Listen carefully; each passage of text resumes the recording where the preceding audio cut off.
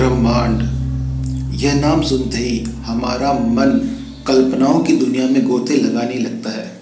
Science fiction movies में हम सब ने ब्रह्मांड की कुछ तस्वीरें देखी होंगी। क्या ब्रह्मांड बिल्कुल वैसा ही है जैसा हम मूवीज में देखते हैं? बिल्कुल नहीं। सर्वप्रथम ब्रह्मांड की तस्वीरें पृथ्वी से गैलीलियो ने अपने द्वारा आविष्कार किए गए दूरबीन से देखी। दूरबीन के आविष्कार के पश्चात अंतरिक्ष से संबंधित खोजों में क्रांति ला दी। इसके बाद हबल ने टेलीस्कोप को पृथ्वी की कक्षा में स्थापित किया। इस टेलीस्कोप से ब्रह्मांड की बहुत ही अद्भुत तस्वीरें देखने को मिली। इन तस्वीरों से ब्रह्मांड के बहुत से रहस्यों का पर्दाफाश हुआ। अनेक नई जानकारियां प्राप्त हुई। हबल की कुछ सीमाएं थी। यह टेलीस्कोप एक निश्चित दूरी तक ही देख सकता था। ब्रह्मांड के रहस्यों और अन्य ग्रहों की खोजों के लिए नासा ने वॉयेजर 1 और वॉयेजर 2 अंतरिक्ष में भेजा। ये मानव रहित यान आज भी काम कर रहे हैं। पृथ्वी से सबसे दूर कृत्रिम वस्तु जो कि मानव निर्मित है वह सौरमंडल से अंतरिक्ष यान ही है, दूर पहुंच चुका है। यह अंतरिक्ष यान वॉयेजर यान से ब्रह्मांड के संदर्भ में कई महत्वपूर्ण जानकारियां प्राप्त हुई है। यह प्रतिदिन अविश्वसनीय तस्वीरें पृथ्वी पर निरंतर भेज रहा है। तो आज की इस क्लास में हम ब्रह्मांड से संबंधित महत्वपूर्ण तथ्यों के बारे में अध्ययन करेंगे। समय और अंतरिक्ष के अंदर स्थित समस्त पदार्थों को ब्रह्मांड कहते हैं। जहां तक हम देख सकते हैं, ब्रह्मांड का व्यास वर्तमान में लगभग 28 अरब पारसेक है। दूसरे शब्दों में कहें तो ब्रह्मांड का व्यास 91.1 अरब प्रकाश वर्ष है। आपको यह मालूम होना चाहिए कि प्रकाश वर्ष लंबाई मापने की इकाई होती है। यह लगभग 95 खरब यानी कि 9.5 ट्रिलियन किलोमीटर दूरी एक प्रकाश वर्ष के बराबर होती है। इस तथ्य से आपको ब्रह्मांड की विशालता का आभास हो रहा होगा। वर्तमान में पूरे ब्रह्मांड का वास्तविक व्यास ज्ञात नहीं है और यह भी हो सकता है कि ब्रह्मांड का व्यास अनंत हो।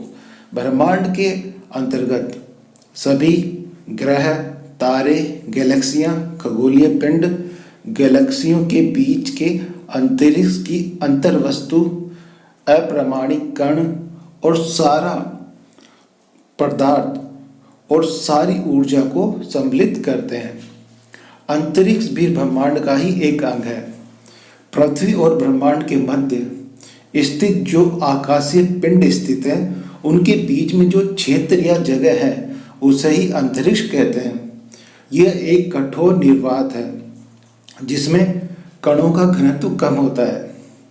मुख्य रूप से हाइड्रोजन और हीलियम का एक प्लाज्मा चुंबकीय क्षेत्र, धूल और ब्रह्मांडीय किरणें, विद्युत चुंबकीय विकिरण पाई जाती है। नवीनतम रिसर्च से यह ज्ञात हुआ है कि बाहरी अंतरिक्ष का तापमान -270.45 डिग्री सेल्सियस है। ब्रह्मांड के विषय में इतना जानने के बाद आपकी मस्तिष्क में यह सवाल जरूर उठ रहा होगा कि आखिर अंतरिक्ष कितनी ऊंचाई से प्रारंभ होता है।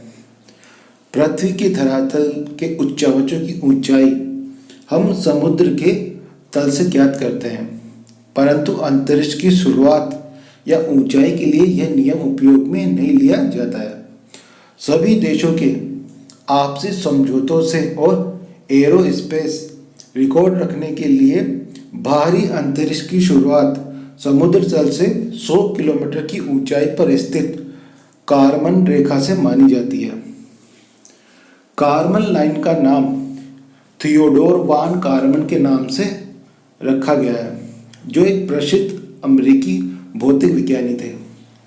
अंतरराष्ट्रीय अंतरिक्ष कानून की रूपरेखा बाहरी अंतरिक्ष संधि द्वारा स्थापित की गई थी, जो 10 अक्टूबर 1967 को लागू हुई थी। सरल शब्दों में बोले तो पृथ्वी से दूर जो शून्य अर्थात वॉइड होता है उसे अंतरिक्ष कहते हैं। अंतरिक्ष में वे सभी वस्तुएं जो रात में चमकती है खगोलीय पिंड कहलाती है। विभिन्न तारों के तंत्र या संगठन को नक्षत्र मंडल कहते हैं। ब्रह्मांड में लगभग 89 नक्षत्र मंडल के बारे में जानकारी प्राप्त हो चुकी है। अर्सा मेजर इसी प्रकार का एक नक्षत्र मंडल है जिसे बिग बियर भी बोला जाता है। बहुत आसानी से पहचान में आने वाला नक्षत्र मंडल सप्तऋषि मंडल है। इसे स्मॉल बियर के नाम से भी जाना जाता है और यह अर्सा मेजर का ही भाग है। ब्रह्मांड के अध्ययन तथा उसकी प्रकृति एवं उत्पत्ति से संबंधित विज्ञान कॉस्मोलॉजी कहलाता है। ब्रह्मांड की उत्पत्ति के बारे में सबसे पहले टॉलमी ने 140 ईस्वी में अपना सिद्धांत प्रतिपादित किया था। इस सिद्धांत के अनुसार पृथ्वी ब्रह्मांड के केंद्र में स्थित है एवं सूर्य सहित सभी आकाशीय पिंड इसकी परिक्रमा करते हैं। यह सिद्धांत वर्तमान में गलत साबित हो चुका है। इसके पश्चात 1543 ईस्वी में कोपरनिकस ने यह सिद्ध किया कि ब्रह्मांड का केंद्र सूर्य है, न कि पृथ्वी। केपलर ने भी कोपरनिकस का समर्थन किया। सन 1805 ईस्वी में हर्शल ने बताया कि सौर मंडल तारों के विशाल पुंज का एक भाग है जिसे मंदाकिनी या आकाशगंगा कहते हैं। 1925 ईस्वी में हबल ने यह प्रतिपादित किया कि ब्रह्मांड में लाखों की संख्या में आकाशगंगाएं पाई जाती है। ब्रह्मांड की उत्पत्ति से संबंधित अनेक सिद्धांत प्रतिपादित किए गए जिन्हें समझने के लिए खगोल शास्त्रीय परिघटना, जिसे रेड शिफ्ट या डॉपलर प्रभाव के नाम से जाना जाता है, की जानकारी आवश्यक है। डॉपलर प्रभाव के अनुसार जब किसी आवाज के स्रोत और सुनने वाले के बीच आपेक्षिक गति होती है, सुनने वाले को जो ध्वनि सुनाई देती है उसकी आवृत्ति मूल आवृत्ति से कम या अधिक होती है। इसी को डॉपलर प्रभाव कहते हैं। यही प्रभाव प्रकाश स्रोत और प्रेक्षक के बीच आपेक्षिक गति से भी होता है, जिसमें प्रेक्षक को प्रकाश की आवृत्ति में परिवर्तन का अनुभव नहीं होता है, क्योंकि प्रकाश की गति की तुलना में उन दोनों की आपेक्षिक गति बहुत कम होती है। यदि प्रेक्षक और प्रकाश स्रोत के बीच आपेक्षिक गति प्रकाश की गति का 3% भी हो तो प्रेक्षक ध्वनि की तरह प्रकाश की आवृत्ति में भी परिवर्तन का अनुभव कर पाएगा। जब प्रकाश स्रोत प्रेक्षक की ओर बढ़ता है तो तरंग की आवृत्ति यानी कि फ्रीक्वेंसी उच्च हो जाती है, एवं जब प्रकाश स्रोत प्रेक्षक से दूर जाता है तो आवृत्ति निम्न होती है। दृश्य तरंग के स्पेक्ट्रम में लाल रंग की आवृत्ति न्यूनतम एवं तरंग दैर्ध्य वेवलेंथ अधिकतम होता है, जबकि बैंगनी रंग की आवृत्ति अधिकतम एवं तरंग दैर्ध्य न्यूनतम होती है। यह देखा गया है कि आकाशगंगा से आने वाला प्रकाश स्पेक्ट्रम के लाल किनारों की ओर स्थानांतरित हो जाता है। इसे ही रेड शिफ्ट कहा जाता है। अतः यह निष्कर्ष निकाला जा सकता है कि सभी आकाशगंगाएं हमसे दूर जा रही है, अर्थात ब्रह्मांड फैलाव की अवस्था में है।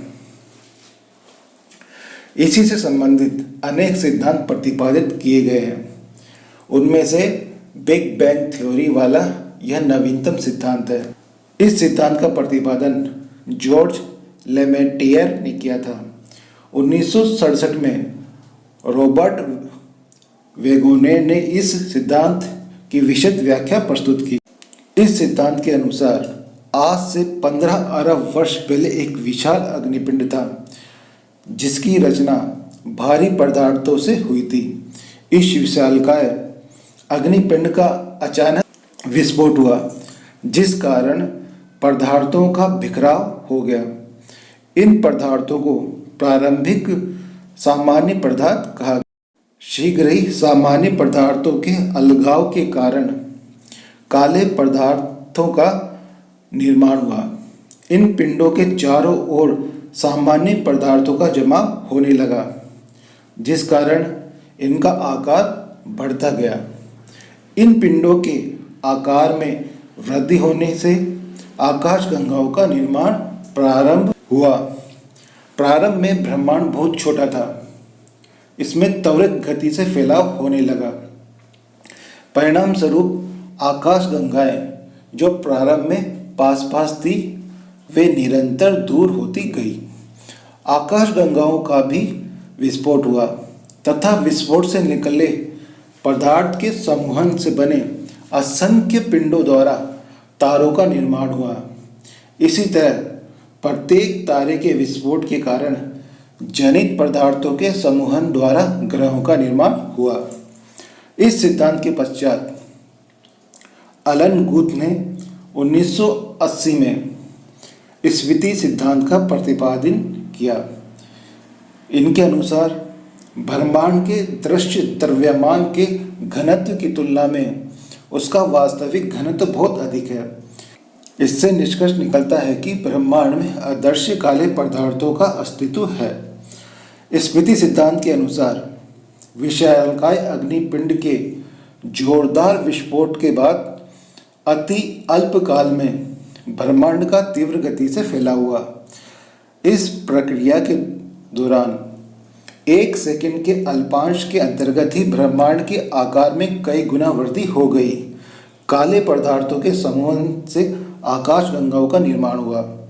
इनके विस्फोट से जनित पदार्थों के समूहन से निर्मित पिंडों द्वारा तारों का निर्माण हुआ तथा तारों के विस्फोट से उत्पन्न पदार्थों के समूहन एवं संगठन होने से निर्मित पिंडों से ग्रहों का निर्माण हुआ।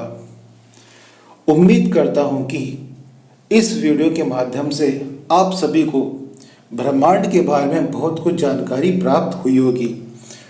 इस वीडियो में उपयोग किए गए आंकड़े NCERT पुस्तकों व अन्य ऑथेंटिक पुस्तकों से लिए गए हैं।